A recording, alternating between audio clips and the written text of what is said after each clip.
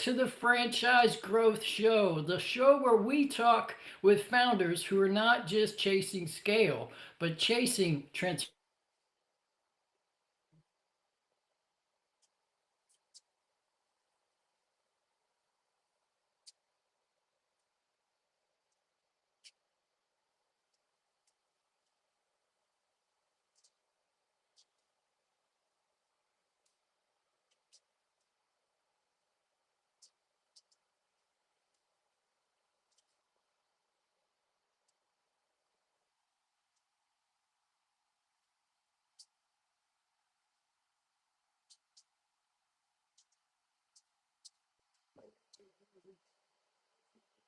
So much for being on. Thank you, Joe. Yeah, it's great to have be to talk to you on this podcast. Absolutely. So let's go back a little bit, if you don't mind. Take us back to the beginning. What problem did you first see that led you to ultimately launching Ideal Siding? You know, it was I was listening to Charlie Munger's interview, and he said if you still have time in your life to tackle some big problem, and you have 10 years to spend on something or 20 years to spend on something, pick a big problem. And I was thinking about what big problem do I know that exists in my life? And at that time, I had a lead generation company that was supplying leads to a lot of siding companies. We probably had more leads than any other siding company in the industry. I knew a lot of owners of siding companies. I knew the market quite well. And I thought, well, the way I see this business is kind of obvious to me how it should be run. But um, maybe I'm wrong. Maybe it will not work. So I I um I was thinking about it for a couple of years, and then one of my mentors told me, listen, like you are in this industry, you understand it well. There are not that many people in the United States that know what you know and the skill set that you have. So you must do it. Like you don't have a choice. It is just it is what it is. And I tested it with one location in Vancouver. And then we opened, and everyone said, "Yeah, of course, Vancouver would work, but what about other places?" So we tested it in Nanaimo, which is a small town, 200,000 population. It worked. Then we tested in Calgary, which was very devastated with the low oil prices. It worked. Then we tested Toronto, which is all brick, and everyone said, "Yeah, it will not work in Toronto." 100%. There are no people who are doing signing in Toronto. But I already was selling leads in Toronto, so I knew that there is demand. And the first year we launched in Toronto, we had over 1,000 requests, over 1,000 leads in the next 12 months. So the whole concept of, it would not work. We proved them wrong. And after that, we started franchising. After that, we realized that our model is actually is a working model for all of those different markets, and we started franchising one by one. We opened 12 franchises in Canada first, and then after 2 years, once we upgraded the systems, upgraded the team structure, support team, then we started franchising in states. And also in states, first what I've done, I drove to Seattle and opened my own location to see, okay, we did well in Vancouver, would it work in Seattle? And we realized that Seattle is a much more competitive market. A lot of things are done a different way, but overall, it's not that much different that it would not work. So I wanted to be this guinea pig myself to see what can we do better and how it works. And then we started franchising in states as kind of very slowly. Like I think we launched like 4 or 5 locations first year after already having 12 in Canada, then another probably 10 or 12 next year. So we're grow even though we started franchising end of 2022 in states. So it's 3 years ago. We have 93 locations now, but we actually did everything slow. Um, at least in my mind, like we actually had we were not overstretched with any support or anything. It was always um, planned, kind of training two franchisees at a time, launching them, supporting them, the next two franchisees, and kind of step by step. I love that. You tested demand before you launched full scale. You recognized some early signals that told you you could franchise this.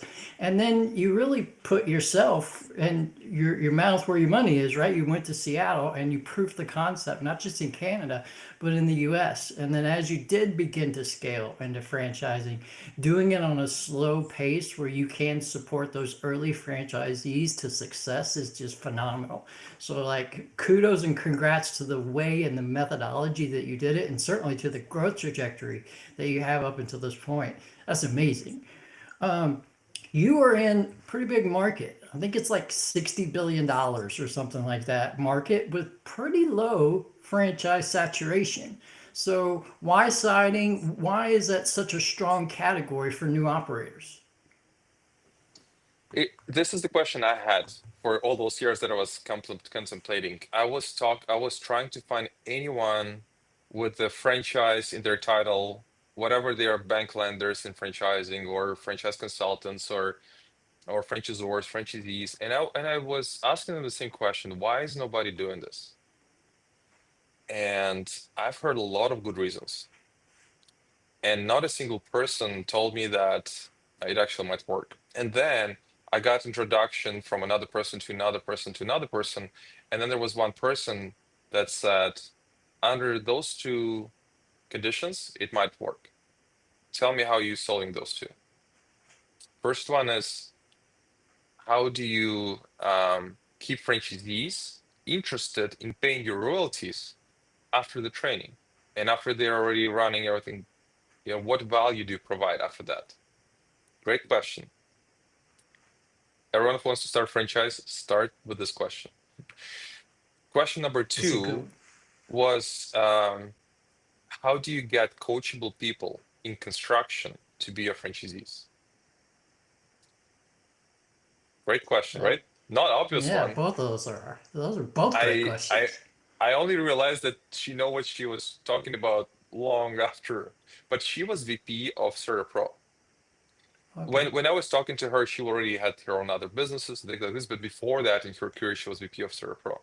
And Pro grew to 700 million in sales as a painting franchise, right? Painting is not as complex as siding, but it's still a complex business. You deal with this customer, same kind of homeowners, customers, commercial, residential. Um, it's it's kind of similar, right? In a way, siding is definitely more complex. There are more products, there are more options, things like this. But I thought, if Pro was successful this, why wouldn't we be successful? And there were a couple of more events in my life before that that kind of led me to this path. One was that I was director at church, and one of our guys in church, he stopped tithing, and I was new to being director of church, so I went to him and say, "Hey man, why did you stop tithing?" And he said, I just have really terrible financial situation. I'm signing a salary. I was paid $4 a square foot, and the owner of the company just came to us and said he'll be paying $2 from next to, like, it happened like months ago before I talked to him. So de facto, my salary was cut in half, and I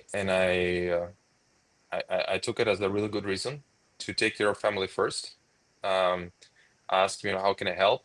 Um, and my background is marketing, digital marketing. I have a degree in computer science and finance, so I'm first of all, I'm a digital marketing person.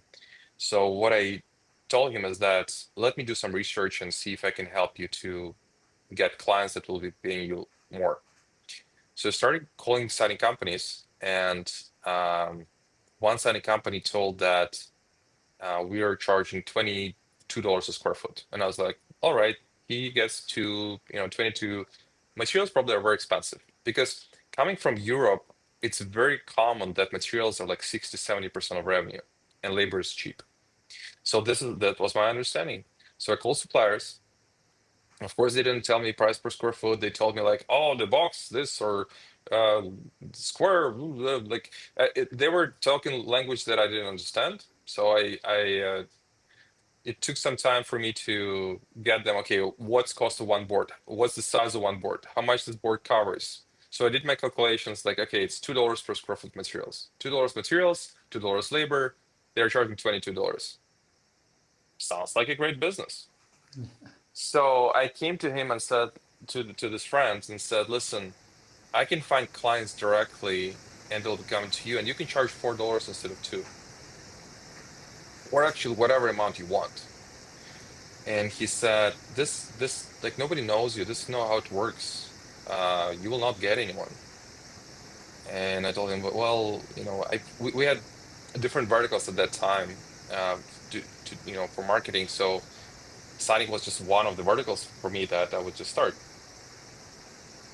And we had the first client in 2 weeks since I talked to him, and I called him and said, let's go, let's meet a client. He ended up pointing me to his kind of leader of the crew, the guy that has his own LLC, and he was more experienced. So I took his leader of the crew where my friend was working with, and with this leader of the crew, we went there.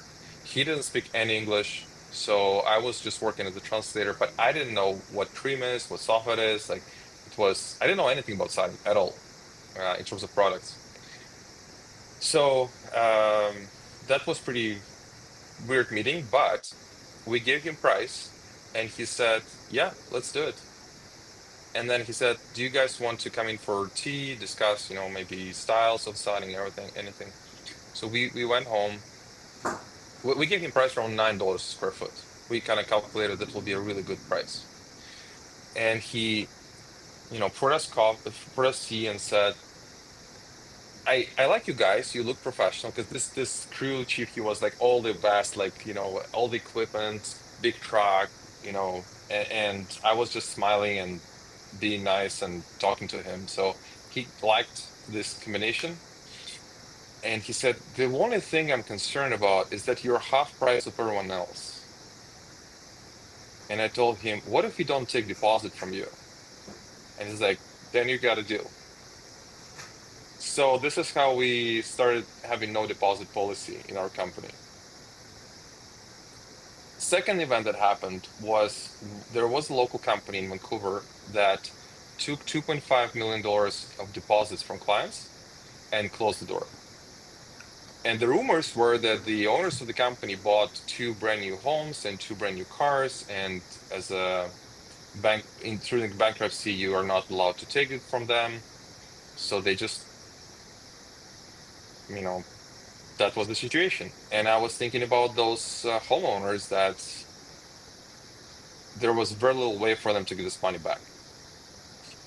So I thought, maybe it's just Vancouver.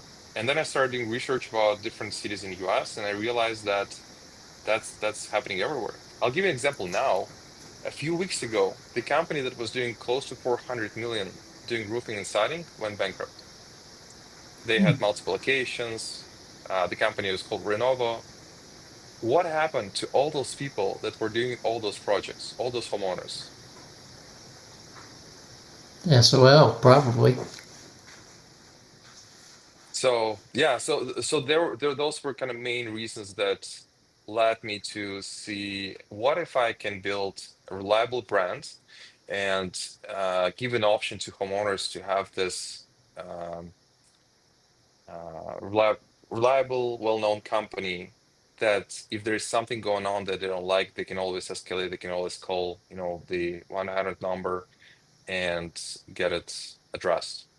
So that was the idea. That was the idea, and my goal after Charlie Manger's interview was 100 million. Like, that was, I'm only building it if it's going over 100 million. Because before that, I had a publishing company. We had 140 people working for us. So I already wanted to build even bigger business.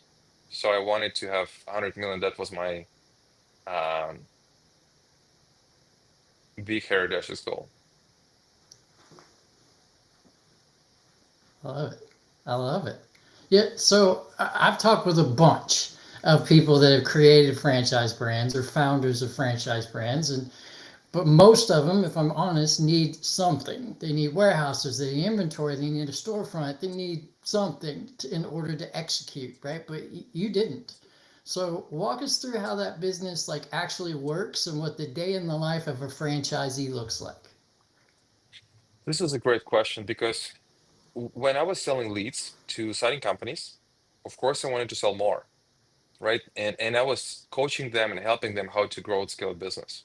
And what I've noticed that the companies that reach the between 5 and 10 million range, they go bankrupt or they lose a lot of they'll lose a lot of revenue. The way it works is they build up overhead. They're like, oh, we are a great company. We'll do company cars. Then we will do warehouse. Then we'll do a showroom. Then we'll put some nice equipment in the showroom. Typically start breaking at the point where they say, now we need a marketing department. Now we want our marketing person, or we hire agency, and then agency comes in and says, you need to use the software. It will cost you 50,000 for the software, and it costs you this and this and this. And then you need to have a proper CRM. That was, right now, I think the problem with all the tech stack is not as big as when I was starting, but you still have a lot of expensive people that you hire when you're going from this 2 million to 10 million mark, or at least know exactly how to work with those different vendors. And what happens is those companies get a lot of overhead. They want to pay their people well, which is great. But what happens is their nets start dropping. When their nets start dropping, their shareholders look at it as like, no, no, no, we're established great company. We need to charge more. So they raise pricing. They raise pricing, they lose market share. They lose market share, the top salespeople leave. The top salespeople leave, that's the end of the company. And it was a cycle that I've experienced a few times, and I was like, how do I fix it? So this is where I came up with this idea of how we can scale down to bare minimum life, like family expenses of franchisee, that we can turn off marketing completely. There are no employees, there's no warehouse, no equipment, no loans. It's your, mortgage payments, your food on table. Like if we hit another COVID lockdown or whatever earthquake happens, war happens, whatever it is, we can scale down to bare minimum where you are not losing money every month. Because the guys that I was talking about, talking with when I was starting, they had multiple in-time fitnesses. And during 2020, this is where we were starting to franchise our Canadian side. They told me, oh, we are losing 15,000 every month in every gym on rent. And we let go every single person. Government will help with this somehow, but we cannot not pay rent. And I was like, and I kind of multiplied the number of gyms they have and every month, and it was you don't even know when it will stop. But again, you're losing revenue, you're losing equity, you're losing your P&L, you're losing all the people that worked for you that just started working somewhere else, and you're also losing 15,000 a month. And I was thinking, how do we build it the way that we can scale down, but we can scale up? We can scale to over 2 million in revenue within 4 months. So within 4 months, you would have a team that is capable of doing 2 million a year. And that was our idea on how to do it. And if you have multiple locations, you just multiply those teams. So it's I could probably talk about it for hours, but because I saw that there is this catch at in home services between 4 and 8 million that companies struggle to go through. I was looking at how do we build it to scale to that size without losing momentum. And this is where actually franchising works really well. We can centralize a lot of those expensive things. And then locally, you don't have admin person, you don't have an office I because you love don't that. need to. Exactly. You don't need to. And there are so many correlations and crossovers in what you just said. And literally, the clients that I talk to every single day, vast majority of them are stuck in exactly what you're talking about, 2 to 10 million. They have a certain set of problems that they can't just seem to get over because either they've overcompensated or they've undercompensated somewhere. And what I try to get them to realize is you have this set of problems right now. But if we're able to get through those and you get your revenue to 15 million, you're gonna have this new set of problems. Do you want to call me again in 9 months, or do you want to go ahead and fix those also?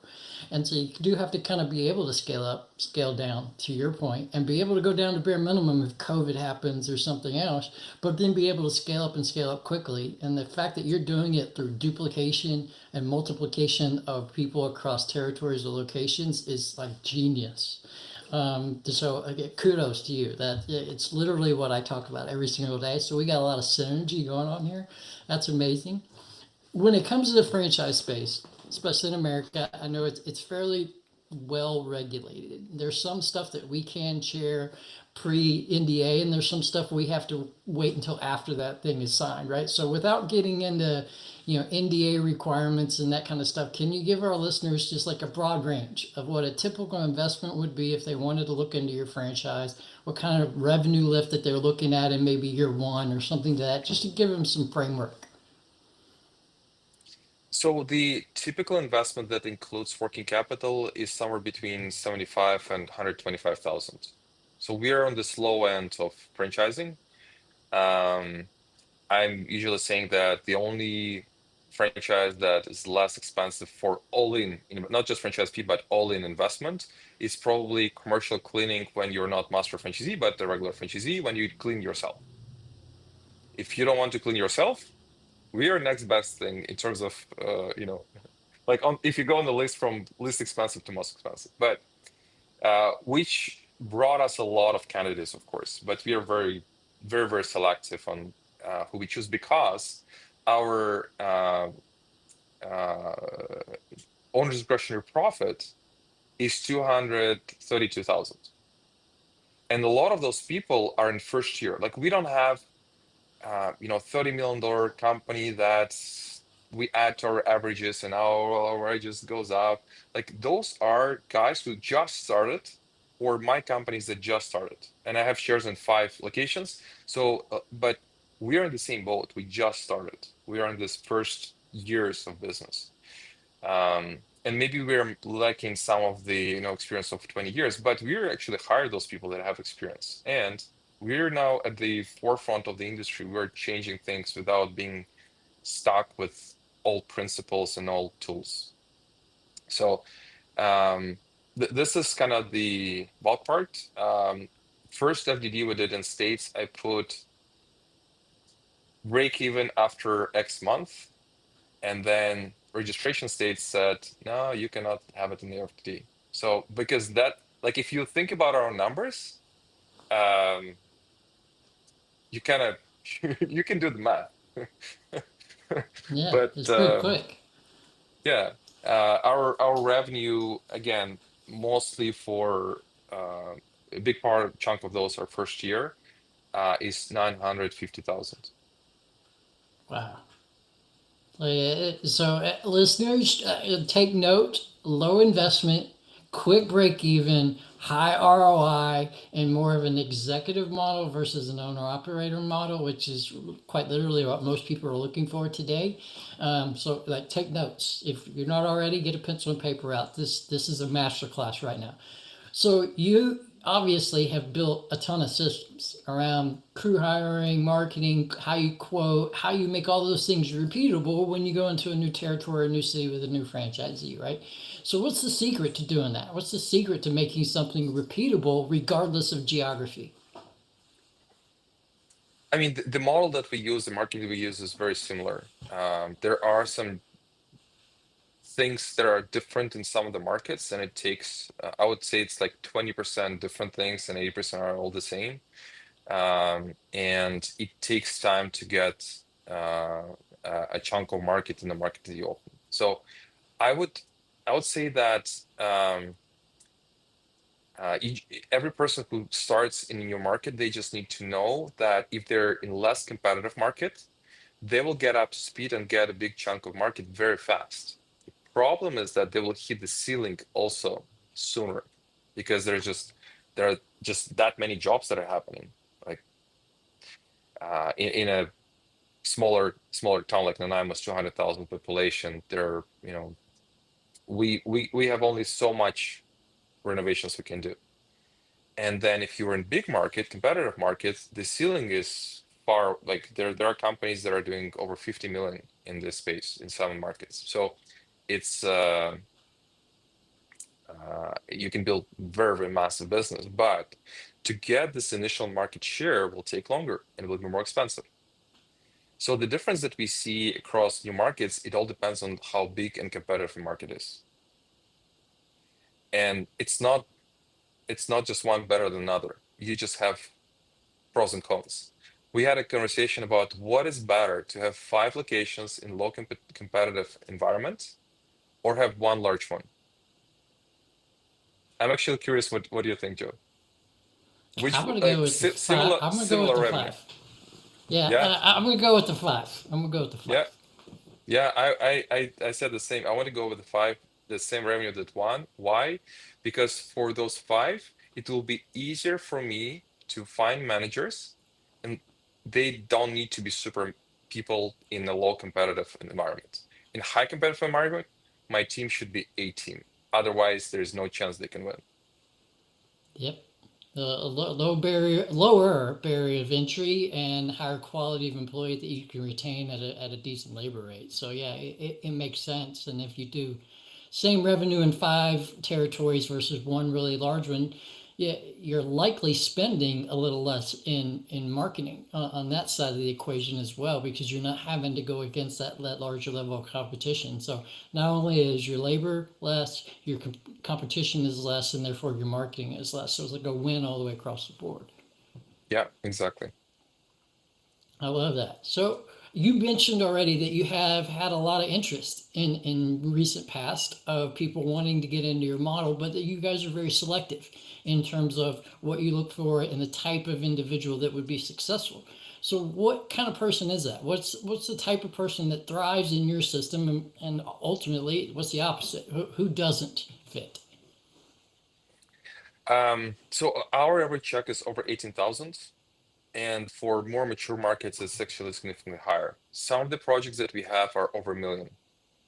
So we bid on expensive projects. So think about who would you trust to buy a car from, like a brand new car. So when we onboard people, we our kind of qualifier is if this person would be able to sell high ticket item. Now, what helps overall is previous sales experience or previous management experience.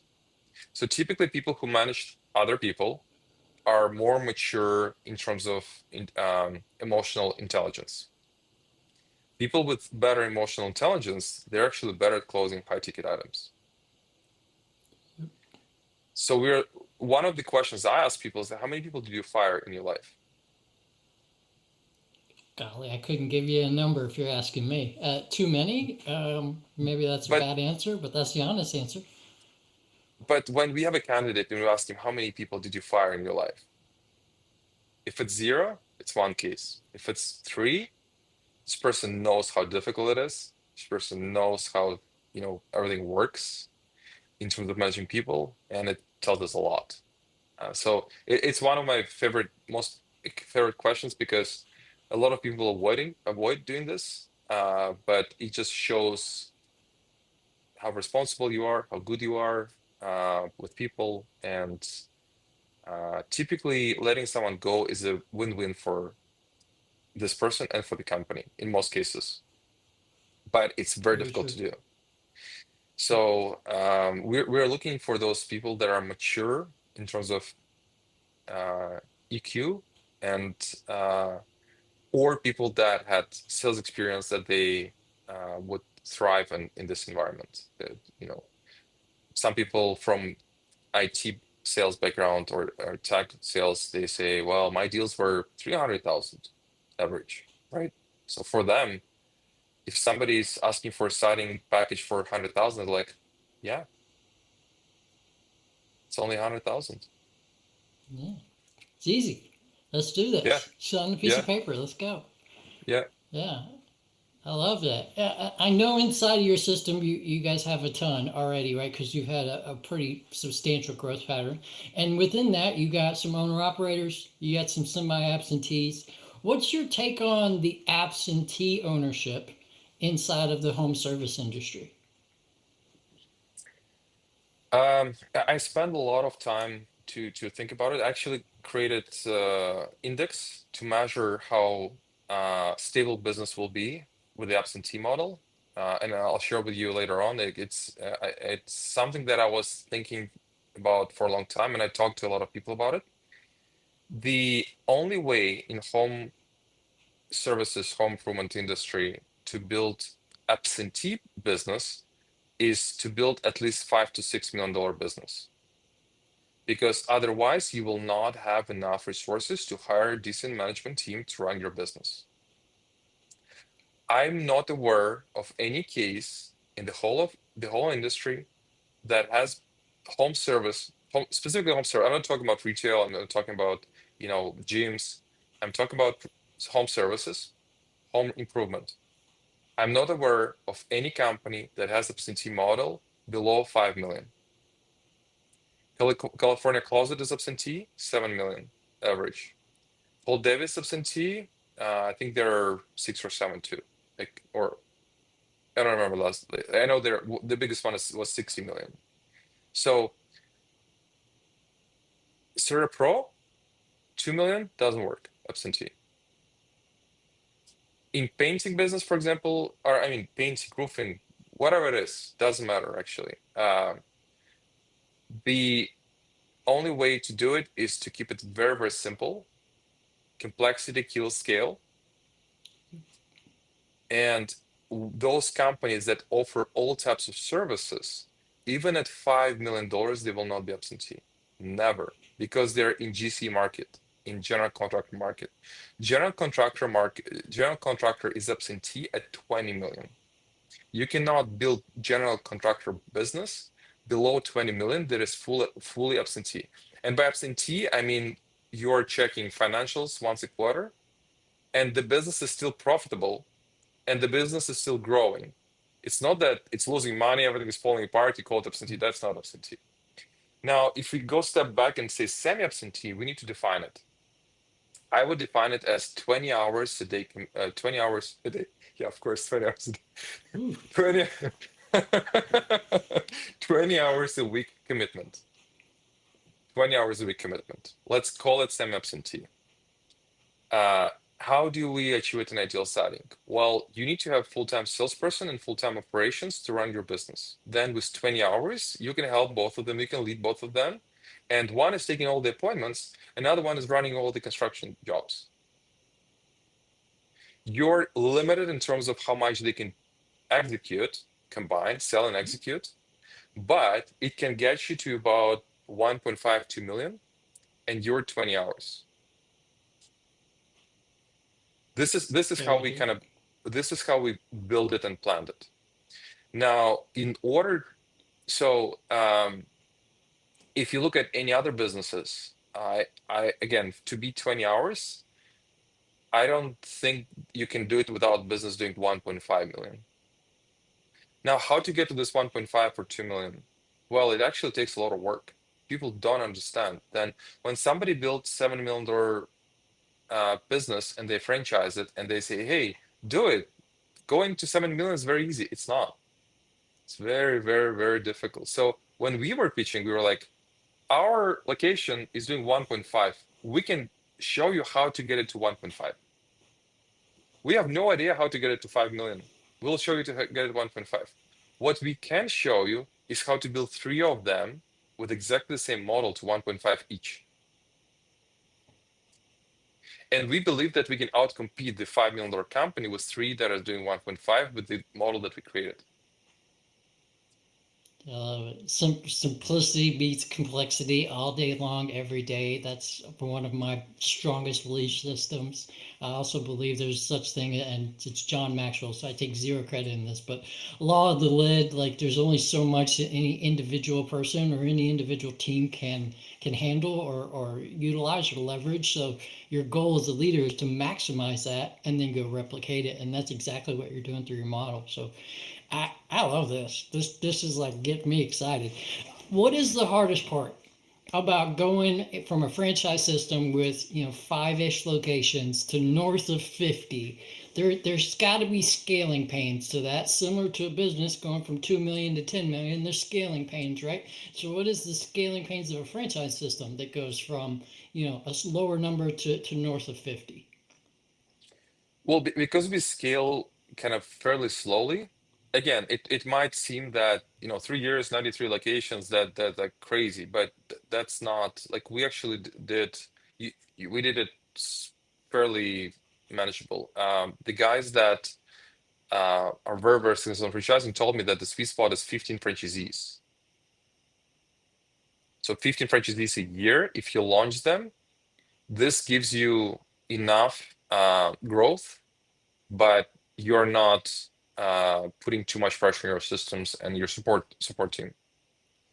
So this is where they, after 30 years of doing franchising, this is where they saw the sweet spot. So we tried to follow the same suit. Maybe we grew a little bit faster in some years, but I think the first 5 franchisees were the most difficult. I think 5 to Probably, yeah. 50 was easier than 0 to 5.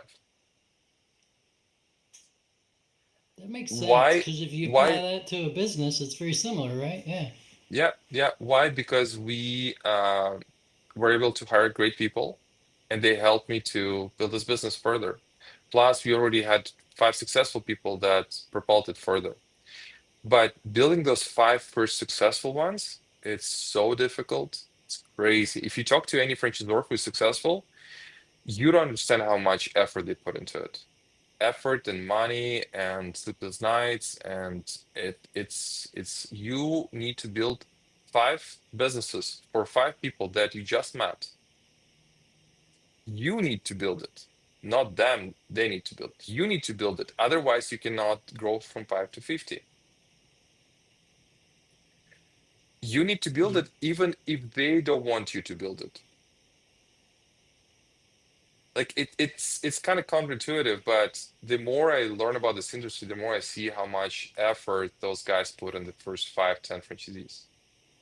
hmm And then I was at an event recently with Brian Scudamore, and he's doing close to $1 billion in system-wide revenue with Got Junk and Shek Shine and Wawani Painting. And he told from stage or panel where he was that going from 100 million to $1 billion was significantly less difficult than going from 0 to 1 million. And he said, I have such a great team members that they do some projects that I'm just not aware of. I show up there and they tell me about things that we did that I didn't know we did. And the company, they want to grow to 5 billion now. So his point of view was that this 0 to 1 is impossible. 1 to 10 is extremely difficult. 10 to 100 is very difficult. 100 to 1 billion, if your business model allows to get there, is actually easier. that makes total sense.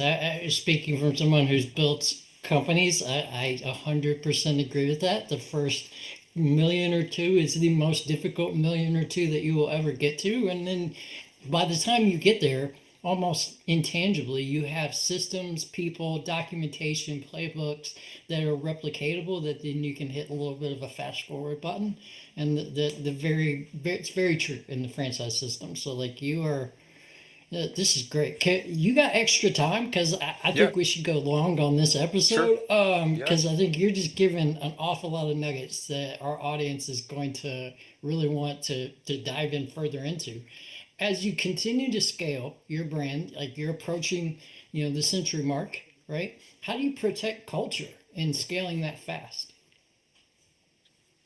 Yeah, it's the most important question. And I think it starts with support center. So all the people that we have in our office that are, um, we have internal marketing, HR, finance, call center, design, like a lot of different departments.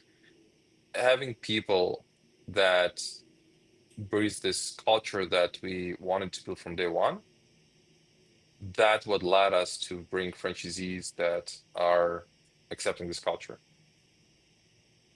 So it was, and again, I would not define that we grew fast. We were accepting 2% of all applicants to buy a franchise. Wow, Like we would accept that's awesome. out of 100 applicants, we would accept 2 people. That's amazing. And now we have even lower because a lot of people applying in the markets that we already sold. So just because we cannot, not because they're bad candidates, but because we cannot sell them anything in that market, now this percentage goes even lower, acceptance rate. We were very, very careful about who we want to get on board because we want to be number one signing company in every market. So our parameter was, would you be able to, or do you want actually, or do you have capacity, skill set to build this leading company in market or not? And our first franchisee was ex-CEO of one company that was owned by Amazon. He's Harvard MBA graduate, very, very smart guy, was CEO for a long time with different companies. He was our first franchisee. After having him, and again, he just applied. When he filled out the application, I thought it's a joke that somebody's making fun of us. Then I called him. And it was like, no, because he put how much salary he made, and I was like, I don't understand. Like, it must be a joke. So he was our first franchisee, and after he joined, we thought if we get franchisees who are not as good, how would we keep the bar that high? So he kind of set the bar so high that we just were forced to follow it. And I I don't love know it. how it happened, to be honest with you. It just happened. But half of our franchisees are MBA, the other half are some type of business experience. And if they're neither of those two, they have something else that is very unique in terms of character, in terms of skill set. But we want to dive in more into multi-unit renovations where the projects are like our largest project is 3.7 million. One project as like it seemed crazy to me, and I talked to Surf Pro, and they said our largest project was 100 million. I was like, all right, we have room to grow. Okay, Yep. All but right. You get that's you know where the bar should be now, right? You got to raise that up a little bit. yeah. He shattered my ceiling like in one sentence. That's a good shatter, though. You Yeah. learn that Oh yeah. there's always room for growth. So that's Exactly. fantastic. Exactly. He helped me to remove some of my limiting beliefs. I love it. I love it. We could keep talking for hours. There's so many correlations between what you're doing and your business to some of the past experience that I have, specifically in landscaping. There's an awful lot of correlations and connections that could be made there. We could go on for hours, and maybe we should. But for the sake of the audience, because I know a good chunk of the people that listen into this are people that are interested in becoming an entrepreneur, and navigating a franchise is a good option for them. The opposite end is also true in terms of the audience, where there are people who already have a somewhat successful business today and are trying to determine if they should turn that business into a franchise. So if we could just pivot slightly to more like a founder reflection type moment to help that type of or that portion of the audience, if you don't mind sharing, looking back, what's one decision that you made early on that helped change everything for you in your career and everything you've been able to accomplish since then? I think one thing that helped us the most was to surround ourselves with a really good consultants and uh, team members. And again, it took a lot of um, risk taking to pay people that with money that you don't have yet, right? So I was all in on this. I took a lot of my savings. I borrowed money from my parents. I took on a investor early on, and it still wasn't enough. I didn't know that building franchisor right now is over $2 million. You need $2 million to build a successful franchisor. Whoever tells you otherwise didn't build franchisor, or they did it in the 80s. But right now, it's so difficult, and most of it goes into salaries of people that are supporting your franchisees. Yep. It's so important. Without it, you will not build franchisor. So one of the things that I would, as an advice that I would give myself before I started is that your reason to build franchisor shouldn't be monetary, shouldn't be money, because this is an extremely difficult business to be a franchisor. If the person does it just to make money, they will fail. It applies to many other businesses, but franchisor specifically. It's a very personal business. If you have only one or two things go wrong, the whole thing collapses. It's a leveraged business. Yep. As a franchisor, if things go well, they go really well. If things don't go well, they don't go well very fast. Yep. So you need to have your why should be much, much beyond the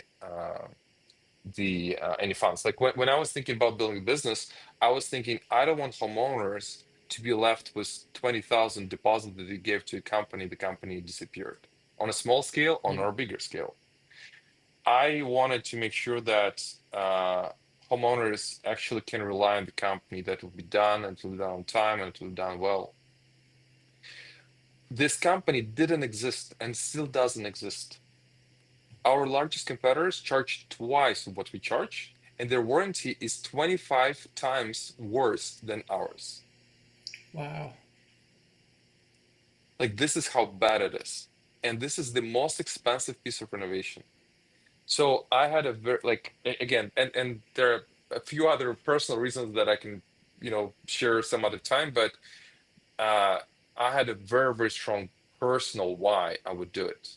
Even if it don't make any money, like even if at the end of it I don't make any money, I still did it for reasons that I believed are good reasons. On the other side, when you're buying franchise, there are so many different options that you just need to, again, surround yourself with smart people. You need to sit down with someone who has exposure to multiple brands, um, that had business before, and talk to them, because you need to, it's a very serious decision in your life.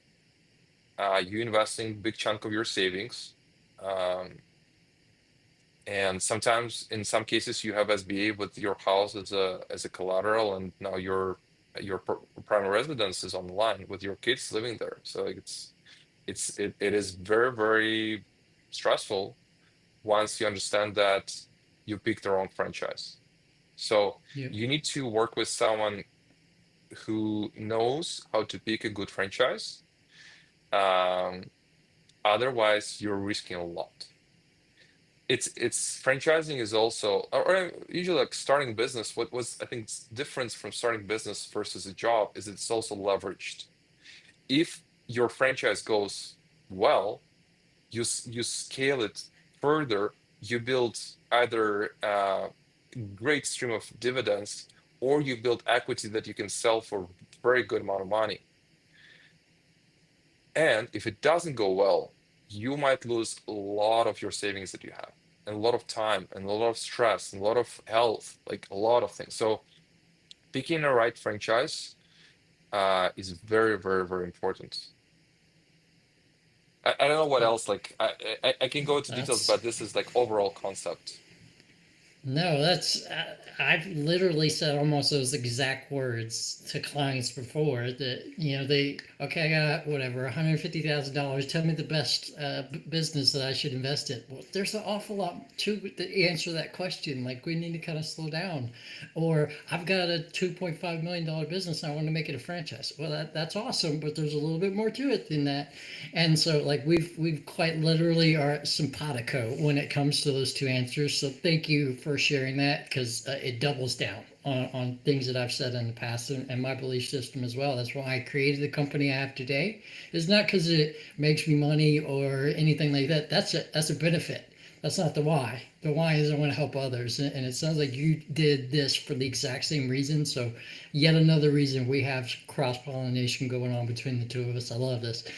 Alex, this was fire, dude. This was probably one of my most exciting and favorite episodes that we've ever done on this show. So thank you, first and foremost, for taking time and going a little over on time as well for myself and for our audience. I sincerely appreciate it, sir.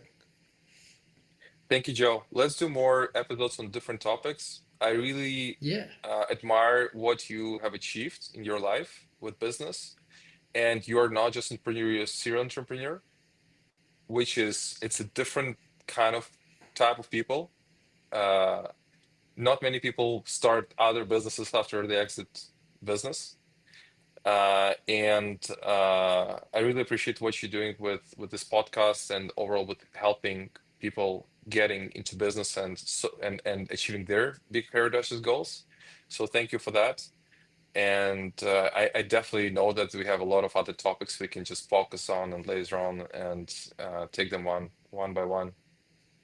100%. We're going to do it. We're going to, audience, if you like this episode, you want to hear the next iteration, stay tuned. We're going to get it on the calendar between him and I, and we are going to dive deep into several of these concepts because I think it's going to be substantially beneficial for you all. Here's what I'm taking away from this episode. You don't need a warehouse to scale a service business. You need systems. You don't necessarily, in fact, you probably don't need big markets, because big markets don't always mean great scale. They mean big competition. So you want to enter the right model. And finally, hustle doesn't necessarily equal scale. It helps, but it doesn't equal.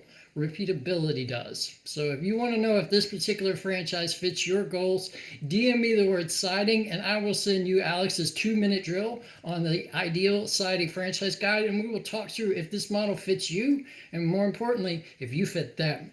So let's get out there and let's build something worth owning. Thank you, everyone. Have a great rest of your day. Appreciate